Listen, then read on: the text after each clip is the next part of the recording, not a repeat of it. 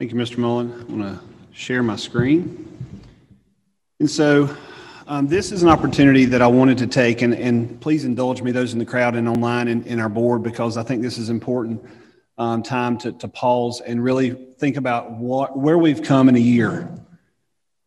The administrative staff tonight, and from me, I want to recognize our Lincoln County School staff members for their heroic efforts and dedication to serve our students during this COVID-19 pandemic. On March 14th, it doesn't seem like it's almost a year ago, but on March 14th, 2020, North Carolina Governor Roy Cooper issued the Executive Order 117 prohibiting mass gatherings and directing the statewide closure of K-12 public schools to limit the spread of COVID-19. Almost a year ago this week. So I've asked Ethel to create for me tonight a show of the before and after, because if you look on the left side of the screen, you'll see life before March 14th, 2020. And then on the right side of the screen, you'll see what we currently experience today.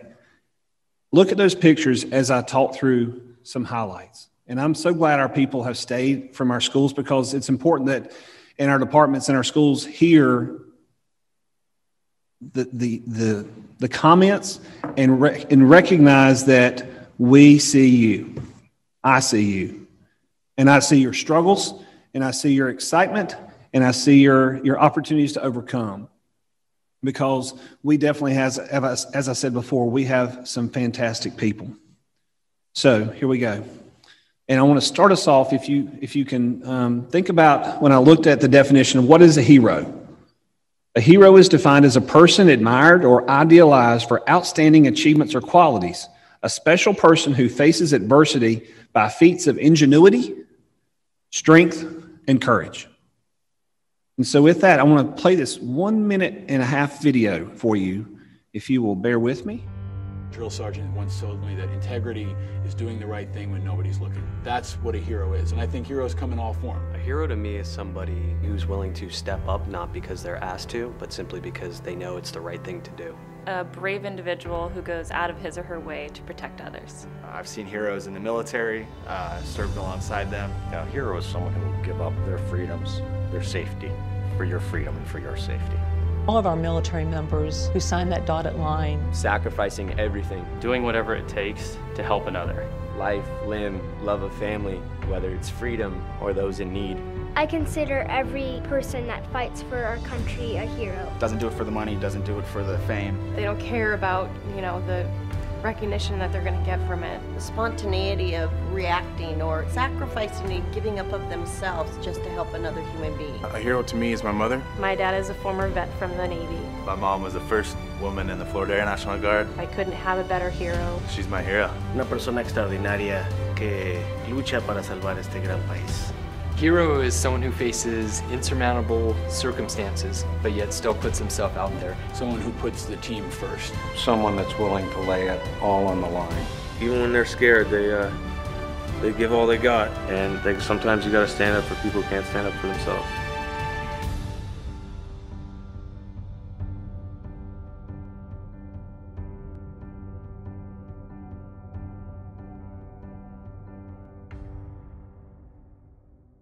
So when you watch that video, it talked a lot about military, but I wanted you to understand that a hero described by military, you could substitute the words of an educator, of a cafeteria worker, of a nurse, of a bus driver, of a TA, of an administrator, in any of the stuff that's been described in that video for the purposes of what we're here to celebrate for tonight as we work through getting through this pandemic. So first off, I want you to see, this is the first week of school comparison. First week 2019-20 to first week 2020-2021. On March 13th, it all changed. Our community changed. And with that change, our folks that make up Lincoln County Schools and our Lincoln County community went into action to help our families with their physical needs. The first priority was food insecurity. Thanks to Kathy Van Zant with United Way, our partners at Christian Ministries, Mike Devine with Covenant Church and his staff, Jordan Green and the staff of Pursuit Church, all for stepping up and stepping in a huge way to make sure that our community and our kids were taken care of, at least with their food insecurity early on. Once they responded, our school social workers and our guidance counselors, in conjunction with Dr. Tim Bean and Jenny Brogdon and Tammy Wright and Kim Walker of ISC, and the countless volunteers that stepped up to make matching families with food happen. And that is no small feat. Luckily, Tim has a brother that's part of Baptist Men's Relief, and he learned a few things from his brother because we're responding in a big way for our community like they do for hurricanes. It was that big of an impact for our area. So I had Dr. Bean pull some stats. You know, you think about this for a minute. We collected 2,800 bags of food that represented over 14,000 meals to people. We packed 341 summer backpacks representing over 1,000 meals for kids, 75 5-pound boxes of chicken tenders. We had orange juice, Easter baskets. We were able to make Easter happen for kids, all from our community volunteering. Easter bags, gallons of milk, tomatoes, and this is important because we had the farmers and the local growers step up. We had tomatoes, we had strawberries, pomegranates, potatoes, and watermelons coming out your ears, but we were able to give them away, and all because our people stepped up. Approximately 7,263 backpacks have gone out this year alone in our current schools, representing over 21,000 meals to our kids. Other donations include eggs, cheese, butter, toilet paper, paper towels, baby formula, and diapers.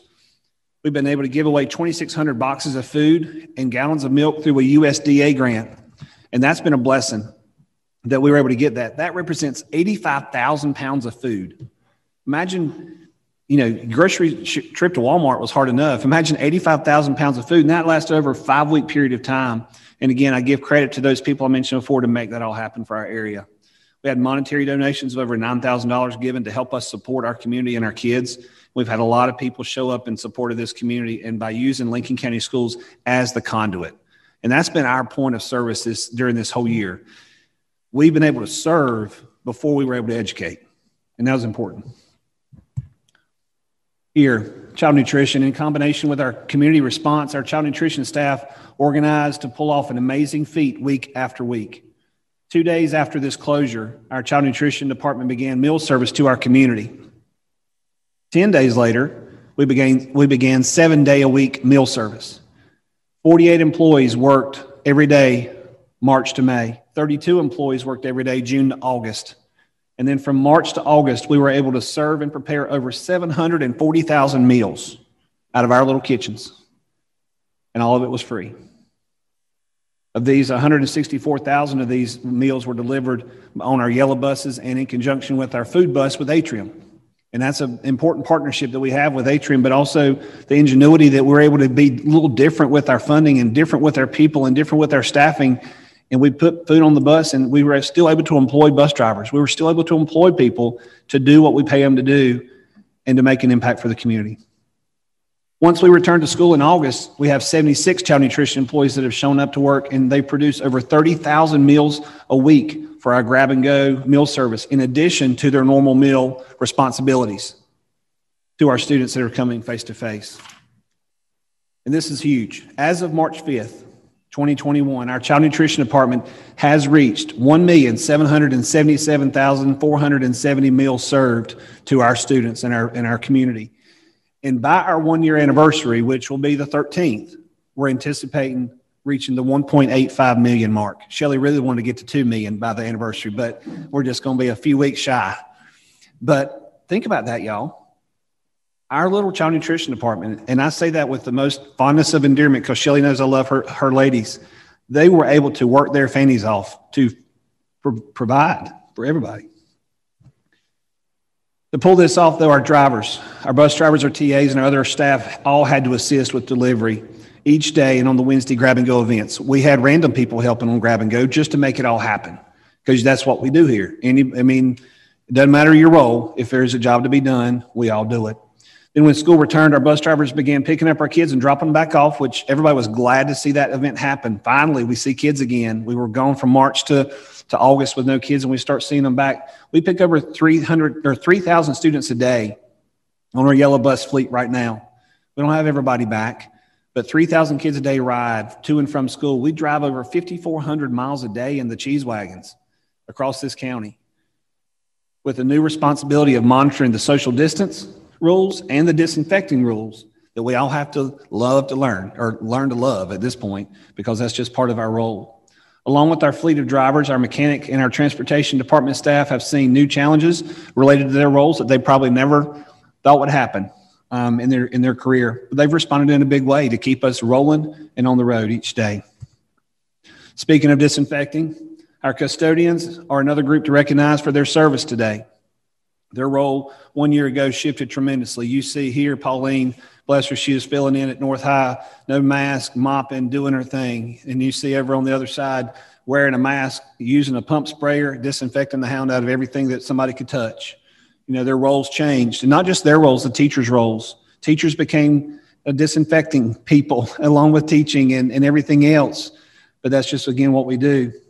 We've talked about product and sprayers and PPE and wipes and gloves that don't make the skin come off of your body when you touch chemicals. Okay, we've talked about all that with our custodians till we can probably recite it in our sleep. But on top of everything else, they managed to do all this along with their normal seasonal and daily tasks. Hear me say that part of our ability to stay open as a district is due to the diligence of our custodial and our maintenance department staff showing up every day and doing their job. Credit goes to our small but resourceful group of maintenance workers. These men and women definitely have made sure that our air quality issues and our water supply have been a top priority during this time. I know a lot of people early on talk about changing filters and air quality and microbes in the air and all this stuff that I don't even know exist. But yet our guys did their part to keep it all going. Their speedy attention to detail and care showed, because many of our maintenance workers have kids or grandkids in this district. And they take pride in their job, and they take pride in serving not just their kids, but the whole district as a whole. And they serve everyone like they're their own family. Student and staff safety have been on the forefront of many of our minds since March of 2020. Speaking of our staff, our teachers, our administrators, our office staff, and our TAs have done a yeoman's job of taking a district rooted in quality face-to-face instruction with limited student technology and available to them or to our kids, to take in their instructional and informational models that they went to school and learned about and transitioning those models as best as we could in a matter of a few days. We spent all summer just preparing for the next year, and in a matter of 2, 3, 4 days, we turn a whole completely different instructional model around. That's no small feat. And you see the way we used to do business with getting them in this room and lining everybody up to all of a sudden now we're replaced with seeing everybody in a square on a screen. It's different, and we've had to adjust. Many have described this shift as a comparison to trying to steer the Titanic to a 120-degree turn around versus that of a speedboat. Some folks in our system and community have been critical of our staff and our schools and thought that we should move much like the speedboat that's on the screen, when in our reality, it's more like we were trying to steer the Titanic with no power steering in a semi-frozen water while repairing an engine at the same time. And I'm sure somebody could describe it even better than that. You know, early on, as we started with our paper pencil packets and transitioned to online resources, to non-live instruction, to live instruction, you know, things changed. We copied packets. We circulated over 100,000 books in K-12 intermediate centers. We had over 3 million apps. Listen to that. We have had over 3 million apps launched in this COVID year on our devices. That's a 245% increase from a year ago. We've had 2.3 million logins to all of our digital resources from all of our kids and our staff, compared to 1 year ago, we were only at 1 million logins to all of our apps that we provide kids. And we've logged over 14,000 hours into our learning management systems known as Canvas or Google Classroom. That's a lot of screen time, but that's what we had to do in this new way of doing business right now. Each teacher is to be commended for their efforts in learning a system foreign to many. We are collectively better than we were, but realize that we are still not where we want to be with our staff and our parent understanding of our Google Classroom and our Canvas platforms, but also some of our new ways of doing business in the classroom. I want to thank our instructional and our special ed service teams. Some people call them ISC, but we are definitely a team made up of academic directors, lead teachers, administrative staff, and leaders that took on this titanic task. and they are to be commended for their work and continued support of our educators and our parents during this past year. The complaints, they were many early on, but I would dare say that they've drastically diminished over the past few months. And I think we're about in an 85% groove right now, moving into the fourth quarter with settling down and finding ourselves in where we are in this new normal for the time being. But we also have two very important groups that we need to talk about. First is our Board of Commissioners, and you see them here on the board. We had a group of exercise last year with them, a team building, but then you also see us spread out in this new COVID social distancing world. Our Board of Commissioners, along with our Technology Services team, are two important groups that we need to recognize that are part of our Heroes celebration tonight. Thanks to our commissioners for spending the $1.3 million for our student technology needs and for our IT department for executing the delivery of these devices and services to our schools in a very effective and efficient way. We have had many barricades that we've had to navigate with this Titanic kind of symbolism here around since March of 2020, and we're still sailing to the credit of our heroes. Our IT department has implemented public Wi-Fi at each school site to help with access for our families. To date, we have over 3,000 unique clients on our public Wi-Fi at all 23 of our schools that have logged into the public access. We average about 112 logins a day at any of our public Wi-Fi sites. West Lincoln High School has 584 unique clients right now. Lincoln High School, 512. East Middle, 481. West Middle, 448. East High, 422. And Rock Springs, 349. I say all those because these stats show that our public community is accessing our public Wi-Fi network, showing that we have a problem east to west and city to north. There's not an isolated area in this county that people are not needing our public Wi-Fi because they don't have access to it, which is a bigger issue that we will tackle down the road. We've also been able to distribute over 250 hotspots, 660 webcams to our teachers in K-12, and over 5,222 Chromebooks, new Chromebooks to our students, and we're still waiting on more Chromebooks to come in. I can't emphasize enough the work that all of our educators have done during this past year. I want to thank our HR department for working with our school administrators to keep staff coming when others leave, and that how our HR department continues to do their part to coordinate and manage the countless questions about COVID leave and everything else that deals with recruiting and managing employees during this COVID time. Our finance department has had several additional big government funds to manage effectively and efficiently too, on top of their normal school functions. We've already processed over an additional $500,000 this year of COVID government relief that's on top of their normal routine. And this is a very small department. So thanks and kudos to our HR and finance ladies. We also need to celebrate our partner heroes that work with Atrium Lincoln and our Lincoln County Health Department. These two organizations have responded in a big way for working with HR for our employee information, to preparing for our responses to all the changing rules with DHHS, and they seem to come out a lot, to vaccine rollouts for our staff and our community. Also, our school nurses are unsung heroes that have done an amazing job with balancing the needs of our students with the needs of the health department and the greater community service, which still continues today.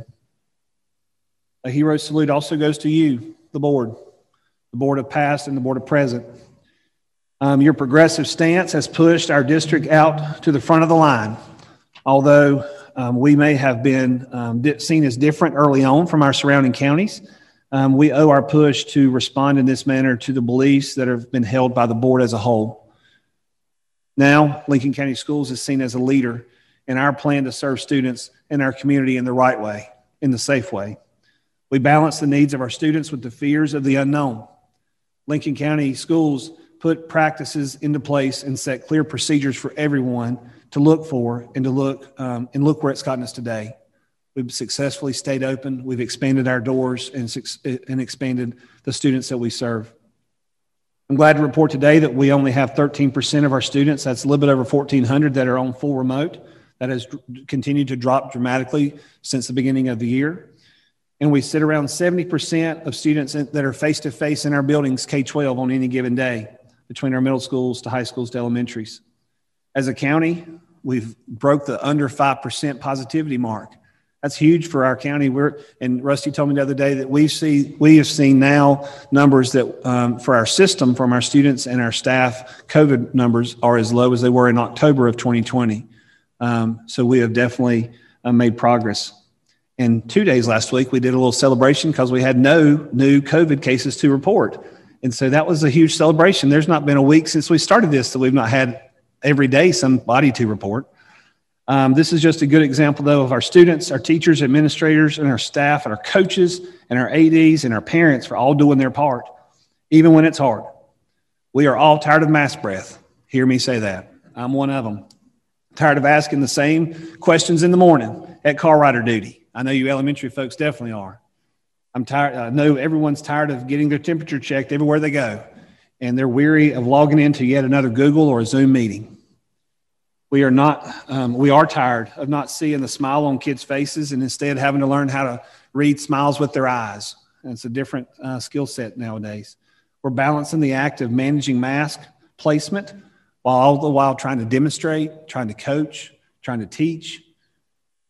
Teaching has changed, but learning has also shifted for both students and adults. Our staff, our students, our leaders are all COVID heroes. So to review our definition, I'm almost done, so bear with me. A hero is defined as a person admired or idealized for outstanding achievements or qualities. A special person who faces adversity or feats with ingenuity, strength, and courage. We have faced adversity, and Lincoln County is plentiful with people that our organization admires for their outstanding problem solving, ingenuity, strength, and courage. Thanks again to all of our Lincoln County School members, our 1,500 staff, our 11,200 kids, our 1,800 volunteers, and by my rough math, over 25,000 parents. You have made it possible to get here today. To have school normalizing, to have equitable access to content, to hearing sounds and enjoying sights of athletics and arts again, to competing in academic and athletics, to celebrating our milestones that we hold true and dear, prom, graduation, awards day, homecoming. We're finally getting ready and getting back to do some of those things. I'm proud of what Dr. Morrow started for Lincoln County Schools in March of 2020. And I promise to you all today, March 19th, 2021, to continue to lead this best group of people in this state, best group of employees that a parent could ask for to impact their child and their child's future. Our slogan has been that we have been LCS strong to the core. That's been our hashtag for a while, thanks to Massey and coming up with that slogan a couple of years ago. So 1 year later, one could say that we are stronger to the core, and you would be right. But our strength continues to grow, develop in areas that we didn't even know existed, and will be showcased in new ways to our community. We know we will battle the fallout of COVID for years to come, and we will be diligent, patient, forward-thinking, persistent, and optimistic in how our story will continue to be told, because we need to tell our story. Thank you for allowing me to recognize our heroes in Lincoln County schools, and this is why this is the best place to work and learn.